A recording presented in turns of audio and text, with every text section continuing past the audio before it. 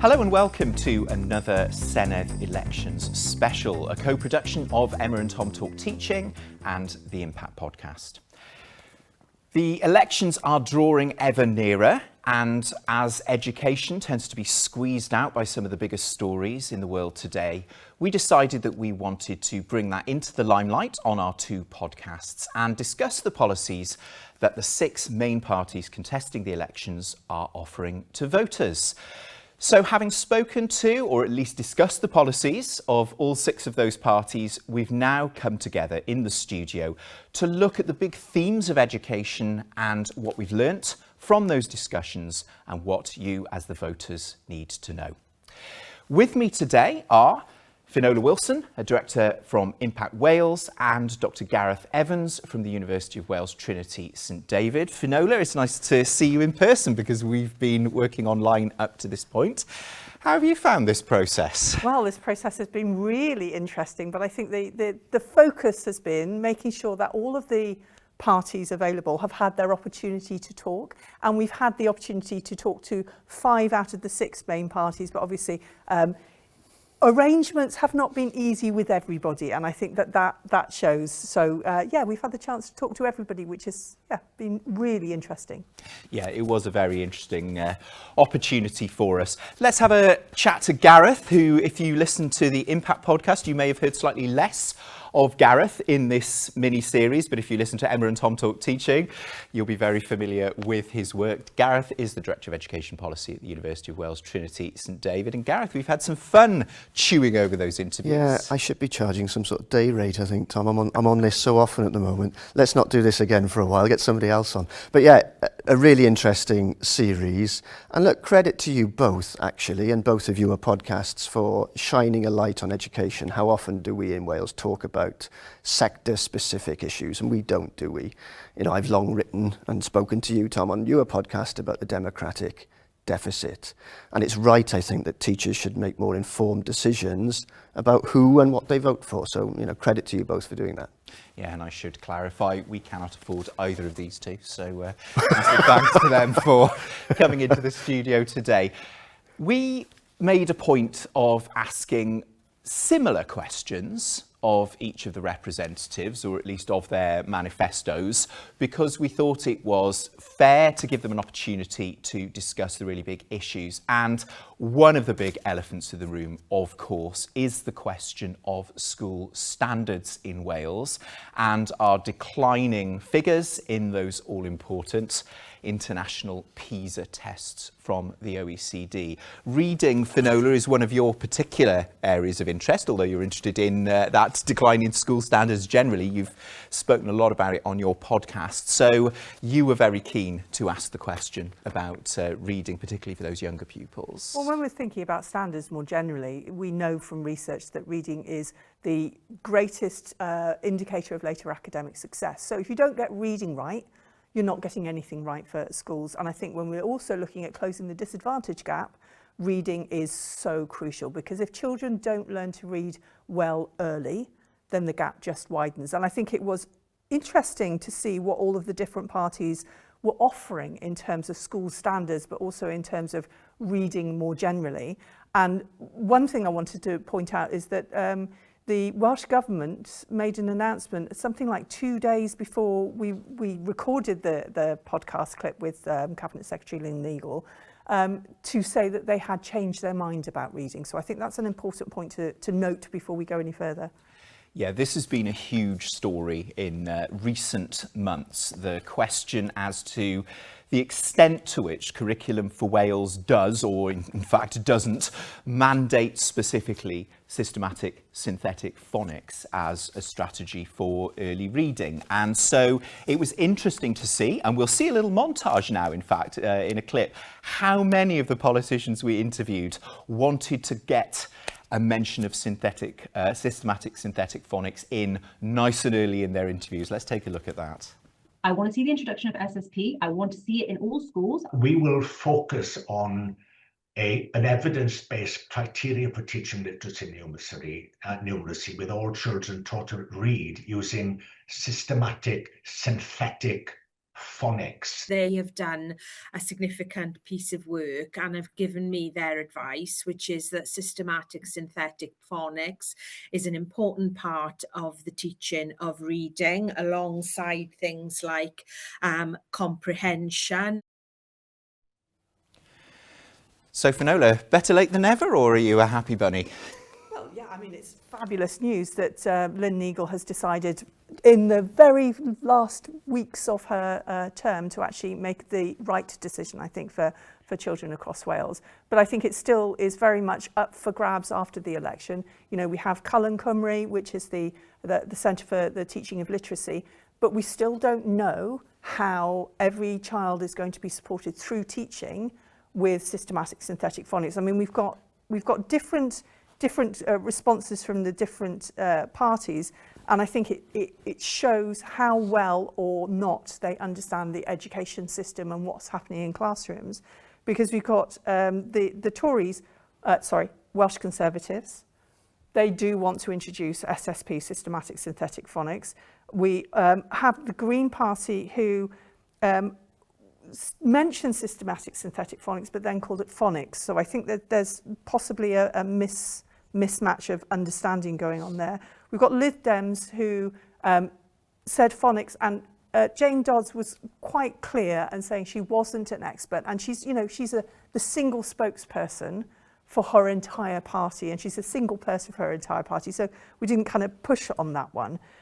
I thought it was interesting that Kevin Campbell from Plaid mentioned systematic synthetic phonics on questioning. So it wasn't front and centre, but it is something that they have included. But one of the things that he mentioned was the Republic of Ireland and what they do on reading. And I think that it'll be really interesting, because Plaid obviously are a front runner for the election. So what are they going to do in terms of their idea of back to basics? Because he mentioned that several times, this focus on literacy, numeracy, back to basics. What does that actually mean in terms of what's going to happen in classroom? And I'm just going to briefly mention Reform in their manifesto said they wanted to restore phonics-based reading instruction. Well, that's a real misunderstanding of what goes on in Wales, because phonics is expected in all classrooms across Wales from guidance. So.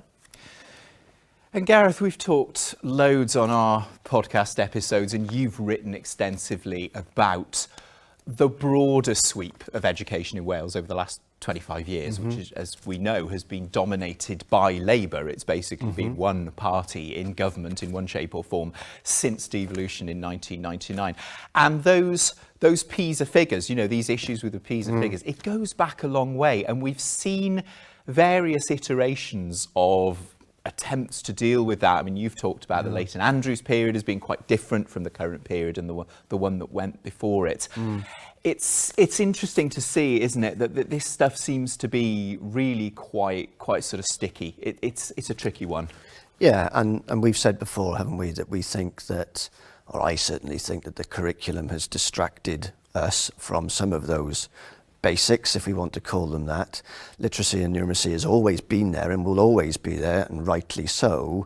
But in and amongst all the other noise, things drop off a bit. Things get distorted, people get distracted. It's inevitable, I think. So whoever comes in next, I think, will refocus, maybe is a better word, on literacy and numeracy. I mean, I've advocated before for something like a Rose Review that they had in England 2006, 20 years ago, after which the early screening of children came in for phonics and so on. And SSP came in, and look what happened. You know, we've said before, didn't we, in some of our previous analyses, that we often, in Wales, poo-poo and dismiss out of hand anything that happens in England. And now look, that's not to suggest that everything that goes on there is wonderful, and we've all got colleagues and friends who work there who say quite the opposite. But there are some things that they have got demonstrably right, and it would be wrong of us and ignorant of us to ignore that. So whoever comes in, I think, needs to look at what is going on in the UK, never mind internationally, with regards to reading. But yes, I would do some sort of fast-track review. We've got advisory groups, we've got various bodies looking at reading. We've got various little projects working in isolation. But do we know exactly what's happening across the piece? Let's really get into the skin of this issue. Let's find out what's going on, and then let's look to put it right. So despite all of what has been said to you in interview with your political participants, actually not very many of them will have much say in this or much stake in this going forward, will they? So whomever wins power in May matters most, and it's them then that is going to hold all the cards on this, and it's them that is going to decide what to do next, based on, I think, as Finola says, very strong evidence in this space. And just before we leave the question of reading, there was one eye-catching pledge, I suppose, which came from Plaid Cymru's Kevin Campbell. We've got that little clip for you to listen to if you haven't listened to the interview. Kevin Campbell was promising to provide a library for every school. Let's just take a listen.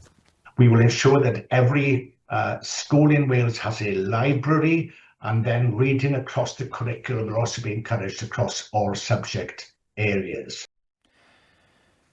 So something slightly different from all the phonics pledges that we heard, Finola. What did you make of that? Well, I was just going to go back to, before we look at the libraries, just going back to the idea that we need to review what's going on in Wales. I don't think that is actually the case. I think that we have a really clear case looking at international evidence and what's across the border in England, that we know what teachers need. They need professional learning that supports them to do the right thing. And therefore, things like a library space in every school, which is what Plaid Cymru have committed to, you think really carefully about, there is very limited money, there is very limited resource for education. Therefore, we have to think very carefully about what we're going to spend that money on. So does it make a difference to children when they're learning to read in the very early ages, the quality of teaching that they get, or that they get access to a library space? And I think it's a really, really hard choice, but I think that the choice has to come down on the quality of teaching, because we know that that is the greatest lever of closing the disadvantage gap, academic success, and so on.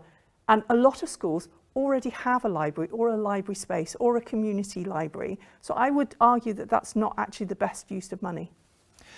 Just thinking about curriculum for Wales now in the sort of slightly wider sense. I mean, Gareth talked a little bit about curriculum for Wales a little bit earlier on there. It has been a huge sort of elephant looming large in the education landscape for years and years now. And one of the obvious questions to ask any politician representing a party who hopes to win government in these Senedd elections would be, what's your policy on curriculum for Wales? Because the evidence is a little bit mixed. Some are suggesting that it might increase inequity rather than make things better. It might result in a more incoherent experience, particularly in that transition from primary to secondary. So it was the obvious question to ask. And we got little from most of the politicians in terms of any strong directions. There is one exception, which we'll have a look at in a moment. But Gareth, most of these politicians were not keen to make any big sort of strong pronouncements on curriculum for Wales. Was that risk aversion, or do you think that's a sensible move? I think it's probably to do with what I just suggested, that you base decisions on evidence. And I would go back to the reading thing. I think you need a review of what is going on in Wales. I know we've got international evidence, is well known, but we don't have a clear enough view of what's going on in school at the moment, and the same applies for curriculum. So I think actually, yes, we've all got a view. You know, my views are very strong on this, but a politician coming in needs to make their decisions based on the strongest possible evidence, and to do that I think you need to review what's going on out there in the system. We get some snippets from ESDIN, we get some snippets from our own research and our own interactions with teachers, of which there are many, but you know, it doesn't really hold as much water as getting out there, having somebody dedicated on this for 6 months. I think you could do it six to 9 months. I don't think you need to take forever on this, because let's face it, whoever comes in might only be in power for 4 years. So they're going to want to get cracking. They're not going to want to wait forever. But yes, I think we need to look again. Number one, we need to come to the conclusion, I think, that is well trodden, that things aren't working perhaps as we thought they were or had hoped they would. So we do need to look again, yes, and review what is going on out there at the moment, because the issue is, isn't it? And it's, as I said in my previous contributions to this podcast, inherent within the curriculum is inconsistency and variation. You know, we've gone from trying to weed that out over the past 20 years to actually now actively seeking it, actively encouraging variation, which to me feels entirely perverse. So we need to look again. I think whoever comes in will, one way or another, have another look at it. You know, and I think that's probably why they're sitting on the fence at the moment, because they don't really know what the situation is, and you can't blame them. I mean, they're not holding the cards. They're not in positions of power. They're not sat in government. They don't have the level of detail or information that Lynn Neagle does. So until they get there and they get their sort of feet under the table, as it were, they're not going to be able to say, I think, with any great surety what to do next. So let's wait and see on that one. But there were two outliers from our 6 slots. Reform's manifesto, as we've slightly hinted here, we were not in a position to speak to anybody from Reform. They didn't put anyone up, but their manifesto does refer to amending curriculum for Wales. They talk about adding more focus onto certain things. They referred to the 4 vague purposes.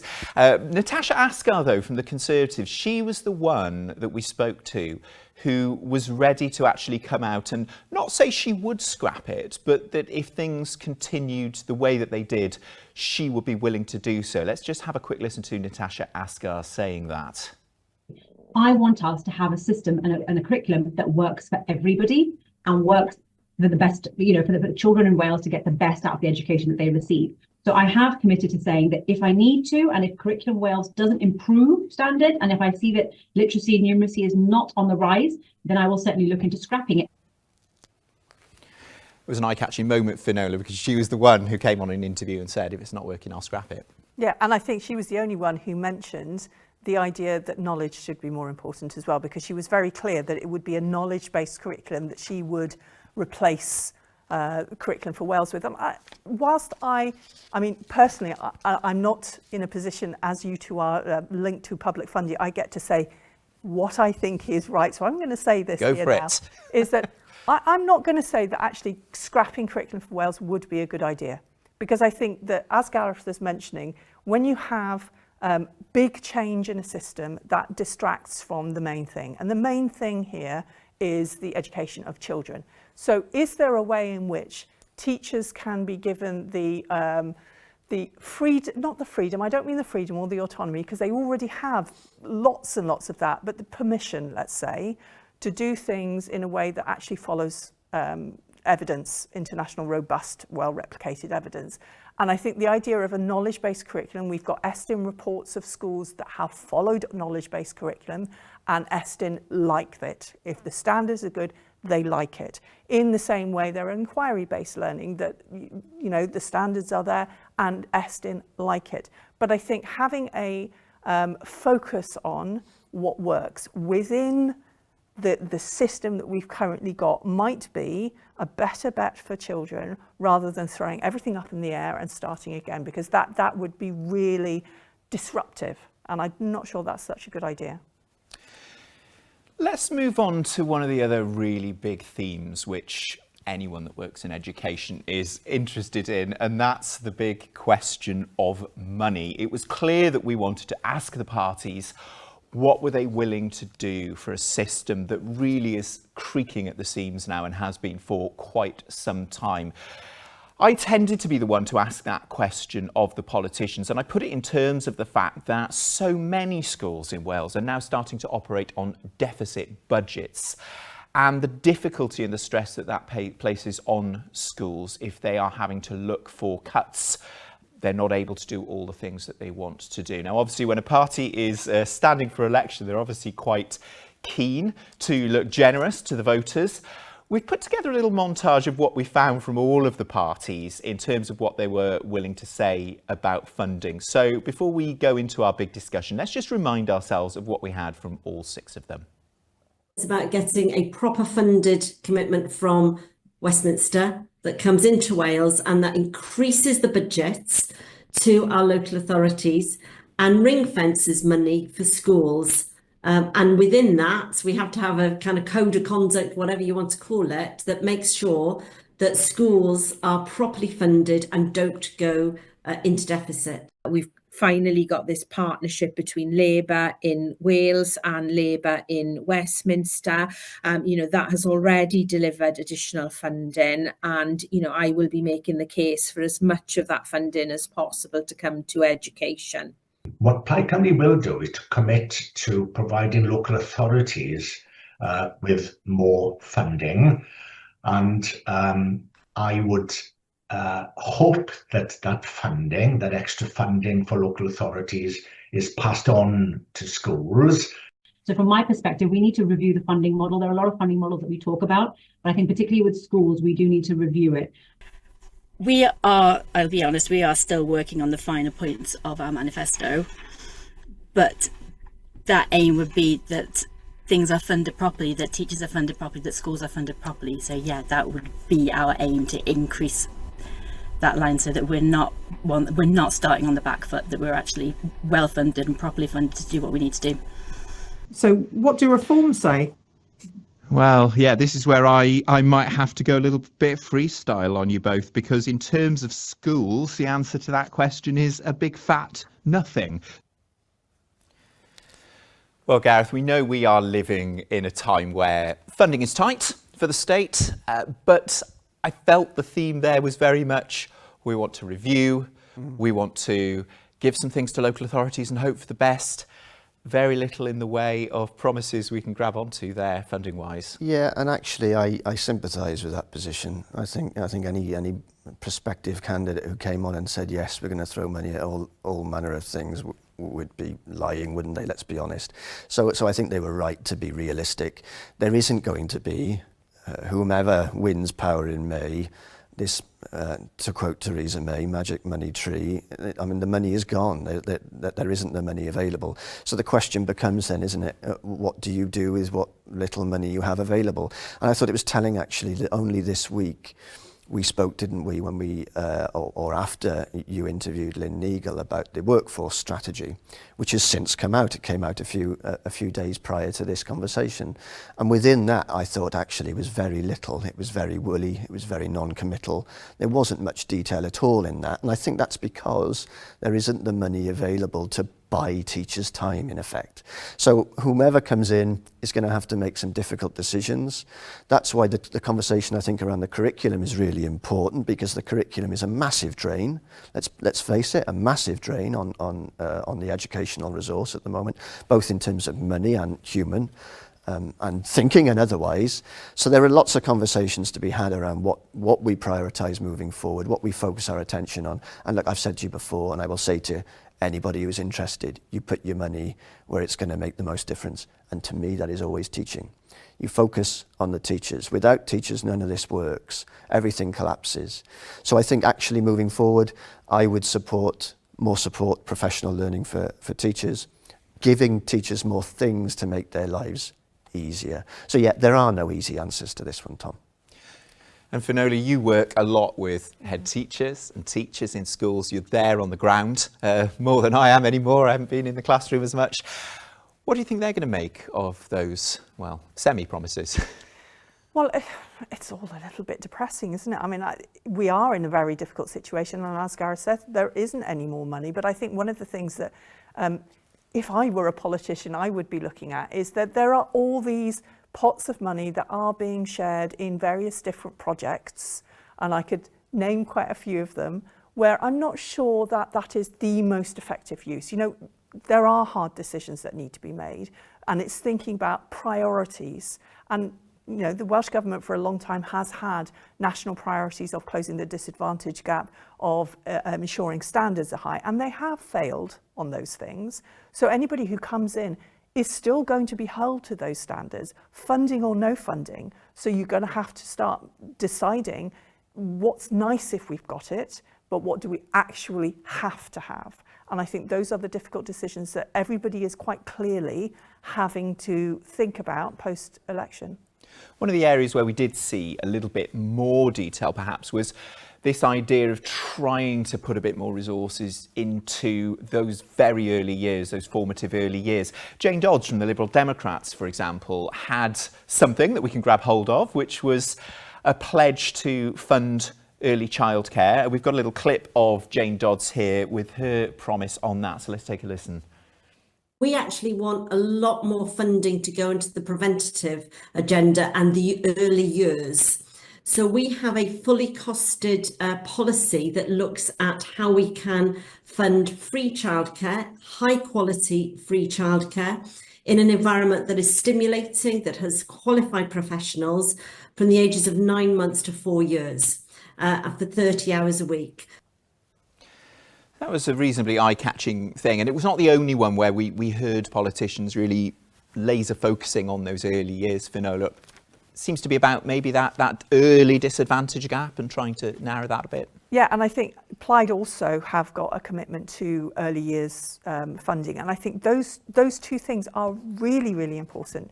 Making sure that children enter school further ahead than they currently are sets the schools up for success and sets the children up for success. And I think when we're thinking about child poverty and the impact that that has on the disadvantage gap, it's not just about, you know, free school uniform. It is about making sure that they are ready for the next step in their life. And it's really encouraging to hear both Plaid and the Liberal Democrats focusing on that.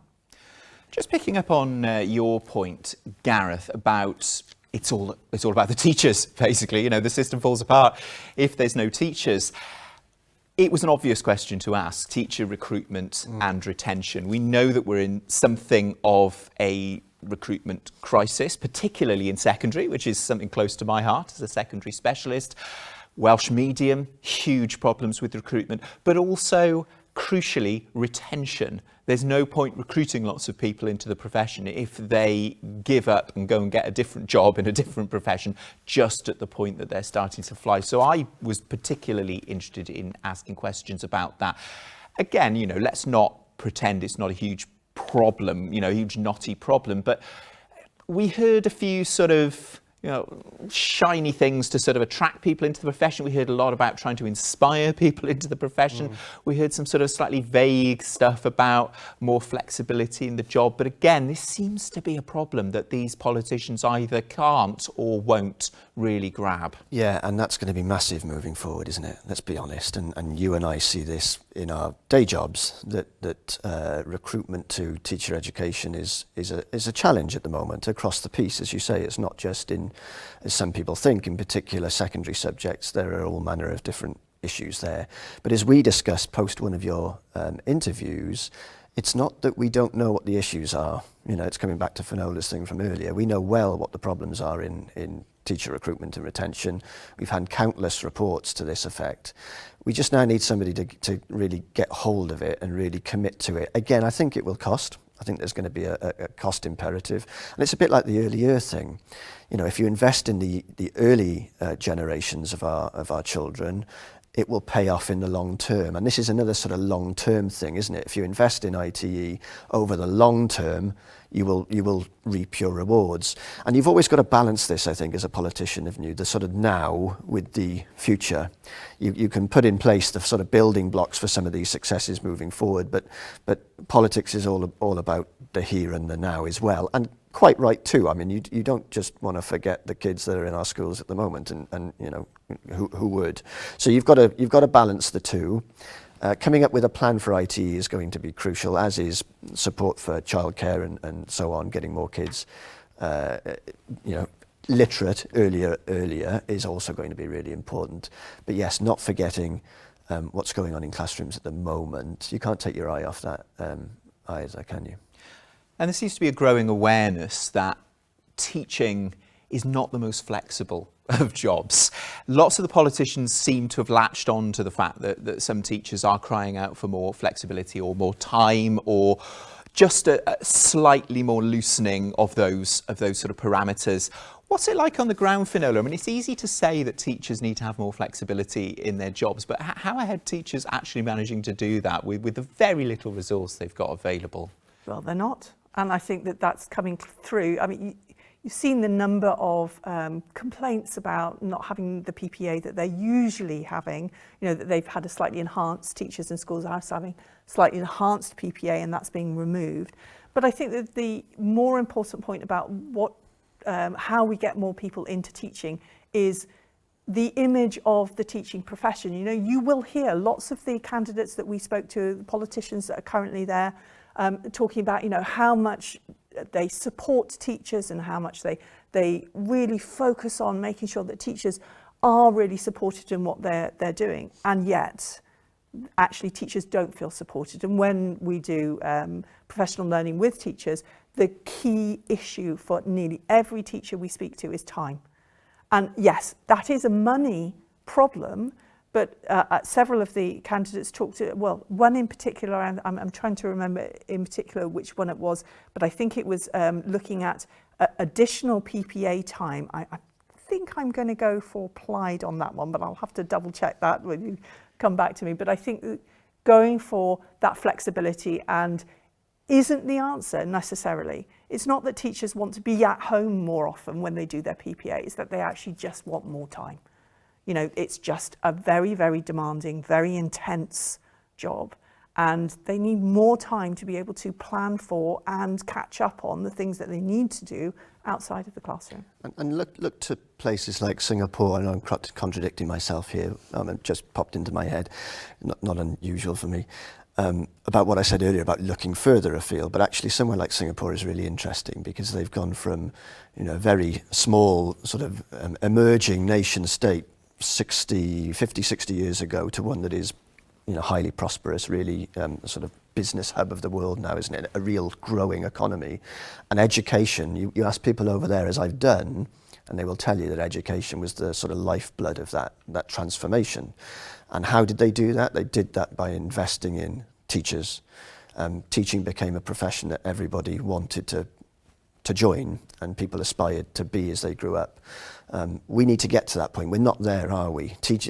Graduates from school don't walk out and go, I want to be a teacher, or not enough of them walk out and want to be a teacher. Yeah, I was at an event a couple of days ago in the Senedd. It was very nice to be there, at which a bunch of now, you know, well-established teachers were talking about their formative years in teaching and what they've done over their careers. And it was, I mean, it was emotional, you know, to hear some of the stories and the things that they have done with their pupils and the challenges that they have to overcome on a day-to-day basis. But every one of them, to a man, said, I wouldn't change it for the world. It's the best job in the world. And we need more of that, don't we? We need more celebration of the good stuff. We're very good in education at talking, we're quite good at it as well, aren't we? At talking things down, talking about the bad things, saying how difficult things are. And yes, we'd be wrong to not do that sometimes. But equally, we've all got to, I think, as a society, as a system, wake up to the good stuff. Start promoting the good stuff. We need to increase demand for teachers, don't we? So you and I are turning more people away and not just pulling anybody in off the street. Not that we do that anyway, but you see where I'm getting at with this. We need a bigger pool of people wanting to become teachers. We want it to be the profession that everybody wants to join, and we've got to say, no, sorry, you're not there. You know, we want somebody else. But we're not quite there yet. And that's just about building the profile of the profession. I know it's really easy for me to say, but there are ways and means around that, and we've got to think harder about doing it. And what we need is a minister who's very, very committed, I think, to that. Not that, you know, previous ministers haven't been, but one that really puts this, you know, towards the higher end of their list of priorities. Can I just come back on that? Because I think this is a really important point, and I think teachers out there in schools are really focused on doing the job and doing the job well. And politicians, as they come through to the election, are going to be promising an awful lot. And they're very good at saying, this is what we believe, this is how we feel about this situation. But that's not where the value comes. The value comes from actions. So you can say, and it actually comes across in quite a few of them, and I'm just going to pick up on Lynn Neagle. When she doesn't have anything that she has a real action for, she goes to emotions. We're brimming with enthusiasm, or, you know, it was received extremely, extremely well, and everybody's really enthusiastic about this, or, you know, those enthusiastic responses. But it's not warm words we need. The value comes from the actions. If teachers have got more time, if teachers have the support that they need, if the professional learning that's high quality is there, then that's where the value comes from. And I think that whilst warm words are important, you know, language is an important part of any government system, we actually need action. And professional learning, of course, is something very, very dear to your heart because you run an organisation devoted to professional learning. So that was obviously a question we wanted to ask about. We all know that we've been through years and years of massive reform in the education system. You know, Curriculum for Wales has been a huge change and a huge challenge.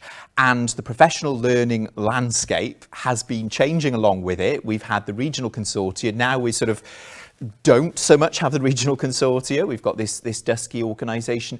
We've had promises of structured professional learning for Curriculum for Wales going all the way back to, you know, Jeremy Miles, for example. I know, Gareth, you've documented that on your blog, you know, these promises.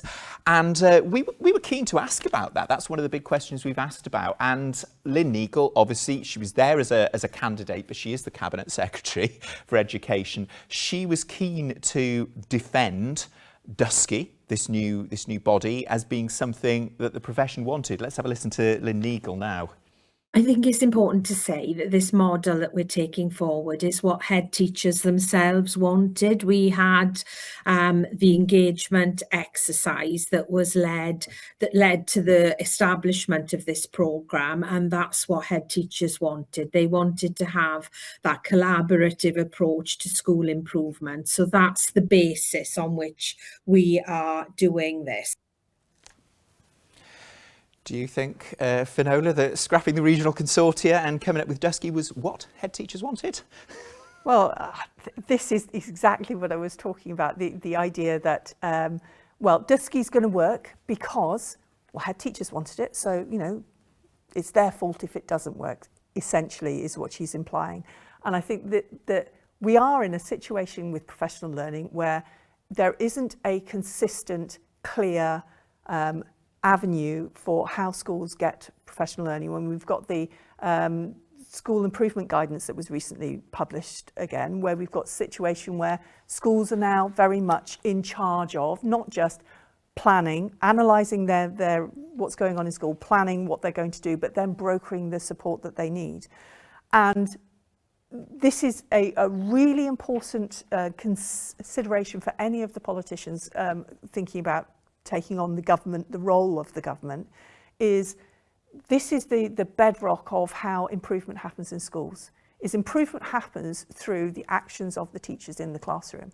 So how are they going to support the teachers in the classroom to make well-informed decisions? How are they going to support that? It's not about guidance, or it's not about, you know, an action plan, and it's not even about Dusky and, you know, the organisation at the top of it. It's about the impact on learning. So it's a really important question.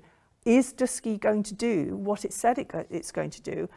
If they don't provide this once for all training, how is the government, the new government, going to hold them to account for not fulfilling that role? Or are we just going to, as we've done in previous iterations, say, well, you know, everything's great, everything's going well, it's all okay, until it's not?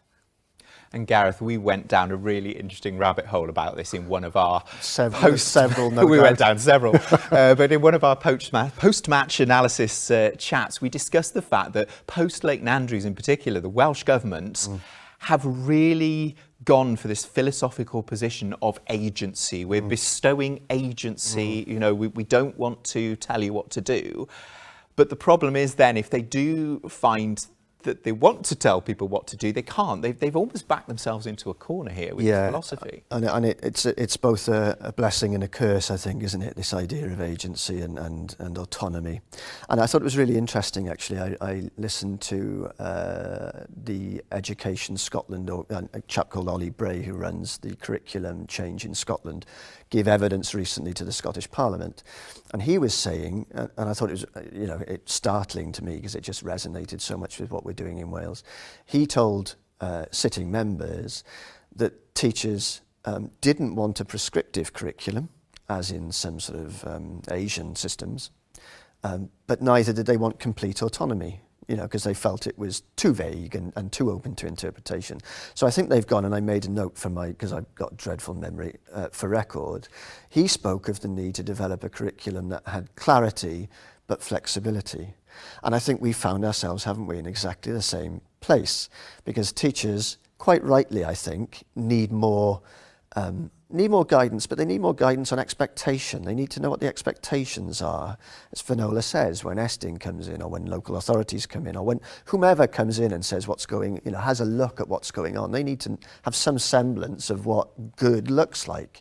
It's very difficult at the moment in a system that is so vague by design to have any idea really about what expectation is over and above high level purposes, and we want this for our kids, we want that for our kids. So I think we need more detail. I've said it before, I'll say it again, and I think we probably will end up with more detail written into the curriculum. But then we also need more support for teachers. If we are to say on one hand that the curriculum is radically different to that which went before, you therefore need to help teachers through that process. It's as simple as that. And Natasha Askar herself actually said that thinking about detail, she, as a politician who is really sort of immersed in the education world, she's often to be found in the Senedd holding Lynn Neagle to account, she's not actually clear on what this new Dysgu organisation does. It was name-checked by Jane in one of her questions. She came straight back at us, as we're going to hear now, and said, do you know what, I don't actually know what it does. Let's have a listen. Well, you mentioned Dysgu. I'll be honest with you. I know you said Dysgu is in early days, and I appreciate that. But if I'm honest with you, having done this job for a long time, I'm still a little bit oblivious as to what Dysgu's purpose actually is. What actually are they going to do? And Finola, she was very, very keen to try and bring in more accountability for organisations like Dysgu. Yeah, and I think the focus, as you would expect from the Welsh Conservatives, was about data. And I think data is really, really important. But as soon as you start measuring something, obviously everybody works to that target. But this is clear with professional learning in Wales. Historically, there has been very limited data on the impact of that professional learning. And we're not clear on, the data that Dysgu are going to use to actually measure the impact of what they're doing. I mean, there is some talk of it, but we don't know that. So any politician who's going to be coming in May will need to sort out the data desert that is Wales, because data is really, really important. It's not the most important thing. The most important thing is high quality teaching, but knowing that that high quality teaching is working, and this is what professional learning is all about, is super important. And I think that there is a dearth of that currently in Wales. So yes, this is a big question for the politicians. And Gareth, you've been documenting this on your blog since the days of Jeremy Miles. He stood up in front of a head teachers conference and said, we're behind with the professional learning for the new curriculum. He fronted up, fessed up to that, laid out the sort of bones of a system of accreditation for professional learning. And yet now we find ourselves years later really without that in place still.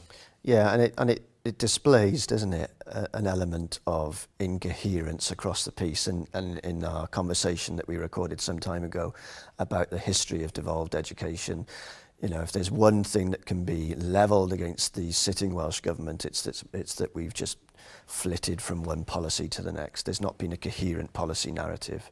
We've done different things in different times, often contradicting ourselves along the way.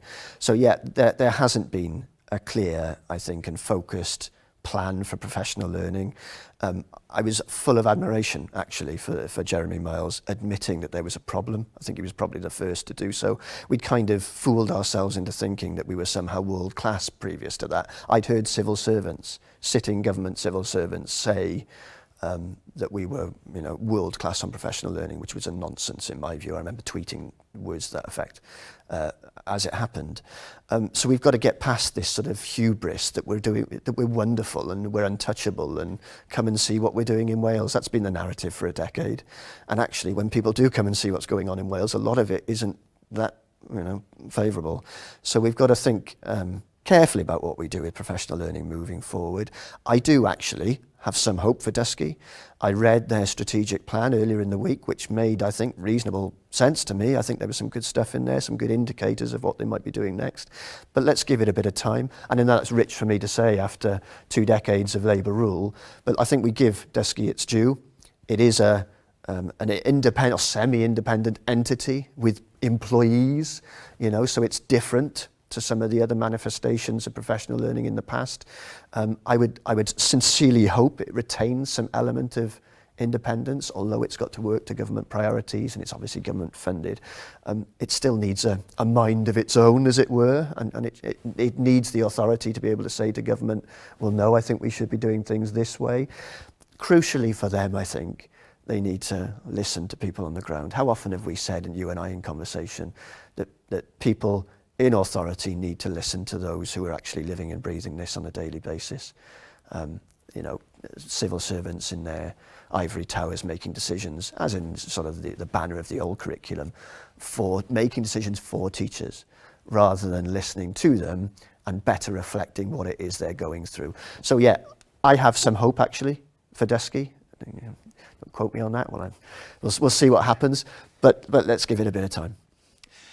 Let's just dust off our crystal ball for a moment, because as this comes out, we're within days of the polls opening on what looks to be a historic election. And I say historic because, as I said at the start of this, we've had Labour in government since 1999, since the devolution of powers to Wales in the Blair government. They have been in charge in some way, shape or form. And if the polls are to be believed, that is about to change. We probably wouldn't want to quite put money on which way it's going to be. The polls suggest Plaid may be the biggest party, or it could be Reform. Reform is certainly riding high over the border, though they had a bit of a knockback here in the Senedd by-election in October, where they were expected to win and they came at a sort of fairly distant second in the end. But it seems to me that if Plaid are the biggest party, they could potentially be propped up by Lib Dems, maybe Greens, possibly even Labour. Reform are likely to probably need to win the thing outright if they're going to take government, because the Conservatives have made it clear that they're not interested in working with them because they're trying to eat them, and the other parties are probably not going to go there. I asked the question, Finola of Lynn Eagle, about curriculum for Wales as usual. Is it going to be curriculum for Wales as usual? I was being a little bit mischievous. If we get that sort of left-leaning result, that Plaid Cymru result, possibly with others, it could be some version of curriculum for Wales as usual. You know, none of them have really talked about blowing things up. If we get the Reform option, they were the one really, and we said it at the time, their manifesto feels like they're positioning teachers more as the almost the enemy than the other parties. They were very much talking about doing things to teachers. You know about what's going on the ground. What do you think teachers are going to make of those two potential outcomes? Okay, well, I'm going to take the easier one first. So I'm going to actually go for Reform first. I think if Reform were the main party, I think it would be catastrophic. And I can say that because I'm not affiliated to anything. But I think that we would see a situation where they would be focusing on, getting rid of the state as much as possible. So getting rid of the support that is currently available, I think they would be getting rid of that, which as a business owner would be really good for businesses, but I think it would be catastrophic for the education system. So it's not something that I would like to see, but I think also that teachers would find that very difficult because they would become the enemy. I mean, looking at some of the things in the Reform manifesto, as you say, it is very much, the education is something to be challenged as opposed to something to be supported.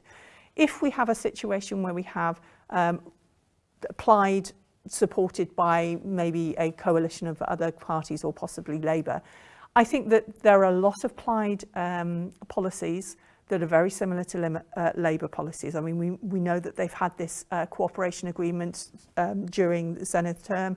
They don't have as much cooperation at the moment, obviously, because they're both electioneering, but there's a lot of similarity. And honestly, I don't think that much would change in the classroom because, of course, it's got to filter down through. It takes several years for things to actually have an effect in the classroom, and which is quite sad to think about the situation. We have a situation where standards are not where they should be, where we've got issues in classrooms where the most disadvantaged are even further disadvantaged, attendance, behaviour, all kinds of things. So there are big, big problems.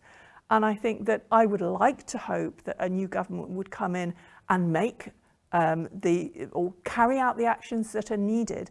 But I think given the current situation with funding, given the current situation with how difficult it is to do things at a national scale, I honestly don't think there would be that much change in classrooms, unfortunately. And Gareth, as the chronicler of education policy, the director of education policy, no less, at your august institution, it must be an interesting moment to be potentially looking at a change of government, potentially some new things to write, some new people to write about. What are your hunches about the way things may go? Well, I follow, like you, I follow the polls, so I think it's a two-horse race, isn't it? And it will be really interesting to see what happens next. It's not for me to decide, it's for the good people of Wales to decide. But what I think should happen moving forward is that whoever comes in, as I keep saying, reviews the situation. I think, you know, I'm on record as saying, so I don't mind saying it again, and I will upset people for saying it. I think the best education minister we have ever had in Wales is Leighton Andrews. He's not everybody's cup of tea, and will never, I won't persuade some people ever that he was a good thing for Wales, but I believe he was. And I think one of his best or finest qualities was that he knew his brief. He spent time understanding education. In fact, I don't think he did anything really for the first 9 to 12 months. He got to know the brief. He really understood it better than any education minister, I think, that I've worked with before or since. So my advice to whomever comes in would be to not rush in and try and change everything all at once, to not rush into knee-jerk policy, to not reach for the shiny thing. We're very good in Wales at doing that, particularly in education. Edelman talks about the political spectacle. We rush to find the showy stuff, to sometimes to hide some of the less good stuff, and that is absolutely a criticism that can be laid at this current government's door. We've tried invention sometimes for the sake of trying invention. So yes, where was I? Let's not do anything radical. Let's not do anything really fast and you know, without due consideration for its possible consequences. Let's really get to know, you know, by speaking to people. I'm not suggesting they speak to us, they may do, who knows. But more importantly, teachers on the ground, and finding out what the issues are, and then set about putting out, you know, the fires. Because if you dive in head first, you rip up the curriculum, you look at, you know, new suite of qualifications and all the rest of it, we're just going back, and we're just going in this you know, virtuous circle that is going to, you know, it will never end, and teachers will get more and more drained, more and more stressed, and more disengaged. So take your time. Get in there, take your time, get your feet under the table, understand the issues. And I've recently written a piece in which I said, I thought it was quite a nice line actually, that we need a stock take, not a completely different shop. And I'll leave it at that. Well, we will know soon enough what the result is of this election and which way things go, stock take or new shop, as Gareth puts it. It's been a really interesting project actually to speak to the politicians, 5 out of 6 of them anyway, to interrogate those promises that they've made, however vague or however kind of untethered to reality one or two of them been. It's been an interesting process. We hope you've found it interesting if you've watched or listened to either podcast. It's good to bring education back out of the background where it tends to sit in the mainstream media conversation for perfectly good reasons in a way. There's so much going on in the world, but it is important to have a look at it in detail. Thank you, Dr Gareth Evans from the University of Wales Trinity St David. Thank you, Finola and Jane from Impact Wales for getting involved in this project. And thank you, Tom, to you as well for orchestrating both this and a good number of the other conversations that we've had. And you know, credit again to you both for holding these very important analyses of policy, you know, without which there wouldn't really be much discussion about education in Wales. So, you know, kudos to you both. Well, it's... Can I just say, just to finish off, I'm really impressed by how engaged all of the politicians have been in this. It's really encouraging that they've been so focused, bar one, maybe. Well, let's hope that engagement continues after the election. We'll see what happens. Thank you for watching or for listening to this analysis episode. If you haven't listened to the interviews yet, do go back and take a look or a listen. But But that's it from us. Thanks for watching and listening.